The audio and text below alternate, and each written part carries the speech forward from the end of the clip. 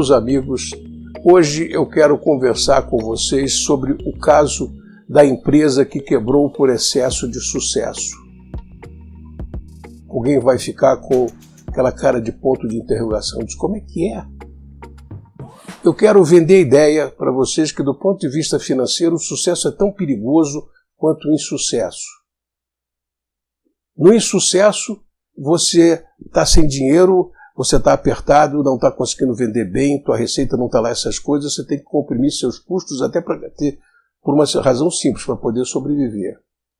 Na situação inversa, o sucesso cria, o que eu brinco muito, são o supérfluo necessário. Um exemplo aqui. Num determinado momento, eu tive uma distribuidora de valores que começou com 2 salas, no número 141 da Rua Carijosa, aqui em Belo Horizonte, em frente à Bolsa. E a gente estava operando lá e ganhando dinheiro, e a gente consumia, tipo, 2 garrafas de café, 2 garrafas térmicas de café de manhã e 2 de tarde.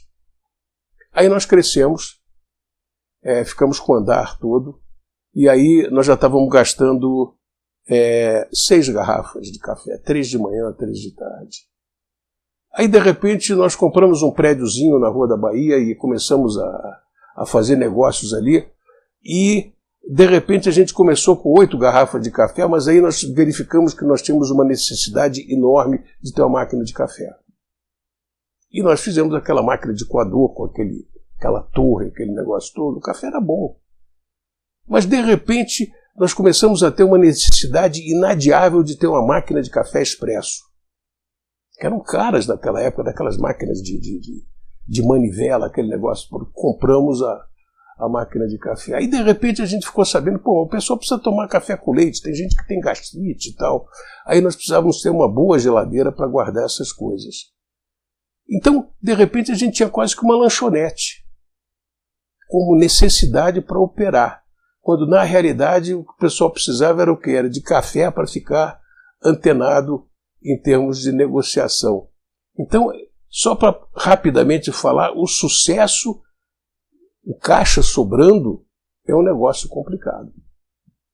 Mas, além dessa historinha, eu quero falar de uma empresa, e vou contar uma história, e não vou citar nomes por conta de que não... por questões éticas. Ao longo da minha experiência como consultor, uma vez eu dei uma consultoria por confecção e, conversando com a dona da confecção, ela me disse o seguinte, quanto mais eu vendo, mais apertado eu fico em termos de caixa. E o meu contador falando que eu estou tendo lucro. Onde é que está esse lucro? Essa é uma confecção. E a outra é uma importadora. Esse é um caso real, contado em sala de aula por uma aluna. Estavam vendendo bem, tinham uma margem de lucro boa, a venda não flutuava muito, eles estavam numa situação de estabilidade e tinham um bom volume de aplicações financeiras. De repente, a filha do dono se formou em administração e disse que, pai, a gente tem um potencial imenso de venda, a gente está parado no tempo, vamos crescer. Contratou uma consultoria de marketing que, eu sei que eles praticamente dobraram a venda. E as aplicações financeiras sumiram. E o cara não entendia por que a aplicação financeira dele tinha sumido. Contratou um auditor porque ele achou que estava sendo roubado. Essas são 2 situações clássicas das empresas que estão sendo agredidas pelo sucesso. E a gente vai entender essa agressão em relação ao sucesso em cima de um conceito chamado necessidade de capital de giro, que pode ser aferida pelo método, pela técnica de análise do Fourier, análise dinâmica, ou você pode simplesmente, para uma pequena empresa, para não complicar a vida deles, raciocinar em termos de ciclo financeiro. O que é o ciclo financeiro de uma empresa? Prazo médio de recebimento, quanto tempo eu recebo as minhas vendas, mais o prazo médio de estoque, em quanto tempo eu giro os meus estoques, menos o prazo médio de pagamento. Isso costuma dar um valor positivo, exceto em supermercados, mas que é uma síndrome que a gente estuda em outros momentos. Digamos que dessa brincadeira aqui, eu recebo em 60 dias eu giro o meu estoque em 60 dias e eu pago também em 60 dias. Era mais ou menos o que acontecia com essa confecção. E ela me dizia o seguinte: eu não sei o que está acontecendo, eu estou equilibrado, eu compro e vendo no mesmo prazo médio. Por que eu estou apertado? Porque o problema dela é estoque. O problema dela é giro de estoque. E ela tinha 60 dias. Ela tinha que financiar 60 dias de venda.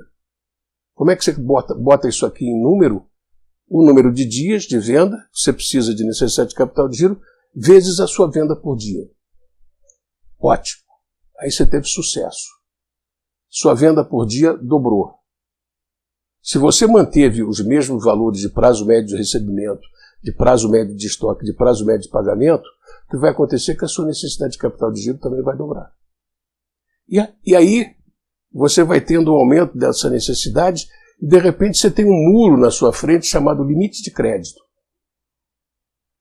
E que muito pouca gente entende que o limite de crédito de uma empresa não é a função do volume de duplicatas que ela tem para ser descontado, mas sim do patrimônio líquido da empresa. Ou, numa análise mais ampla, do patrimônio líquido da empresa mais o patrimônio líquido dos sócios. Mas isso tem limite. E, de repente, a sua necessidade de capital de giro vai crescendo, você chega no momento em que o banco diz: olha, não dá mais para descontar. Não, mas eu tenho um monte de duplicata, tudo duplicata boa. Sim, mas o seu limite foi atingido, eu pedi para aumentar o seu limite, recebi um não consigo fazer.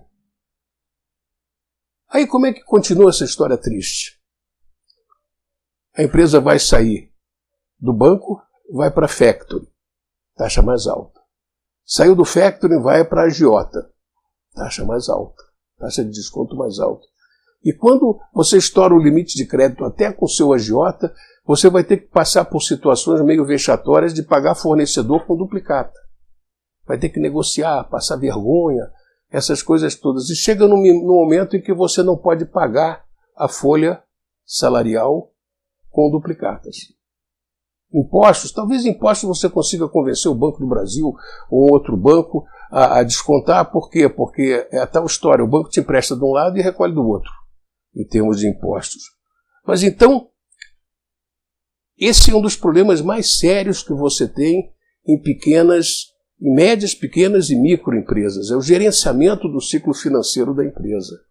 E é essa a explicação para a empresa que teve um sucesso enorme, as vendas foram crescendo brutalmente, a venda por dia foi crescendo também muito, e de repente, como o número de dias que precisavam ser financiados permanecia o mesmo, a necessidade de capital de giro foi crescendo muito, e a sensação que você tem dentro da empresa é uma sensação esquisitíssima. A sensação que você tem dentro da empresa é de que você, a pessoa que não conhece finanças ou não tem um contador que possa ajudar nisso, ou um gerente financeiro, eu digo, o meu contador diz que eu estou tendo lucro. E eu estou sempre tendo que descontar duplicata. Meu caixa está sempre negativo. O que está acontecendo?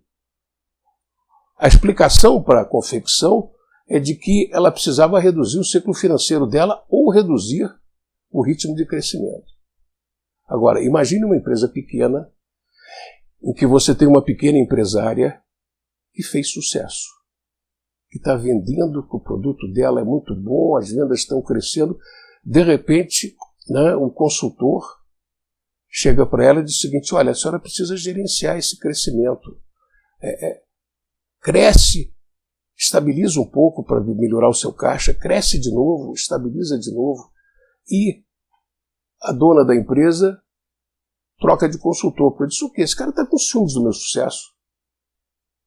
Por que eu vou parar o meu sucesso? Porque senão você pode chegar numa situação de liquidez. Essa é a situação da confecção. E a situação da importadora? O cara não foi roubado, não. O que acontece é que a grana que ele tinha sobrando passou a financiar o aumento de estoque e o aumento de contas a receber que ele tinha, por conta do crescimento das vendas. Ele andou desconfiando da gerente financeira dele e depois teve que pedir desculpa para a gerente financeira e dizer que ela tinha confiança e que ela estava recolocada no cargo, e ela simplesmente se recusou, porque disse: não vou ficar não. Assim como o senhor já não teve confiança em mim uma vez, pode acontecer de novo. O senhor não conhece finanças. Então é uma coisa impressionante. O nome em inglês desse fenômeno é meio pedante, é overtrading. Em português é o quê? É excesso de venda. Parece brincadeira, mas isso existe. Ou seja, você precisa gerenciar o crescimento da sua empresa. Senão, você vai enfrentar uma situação chata, que é uma situação de liquidez.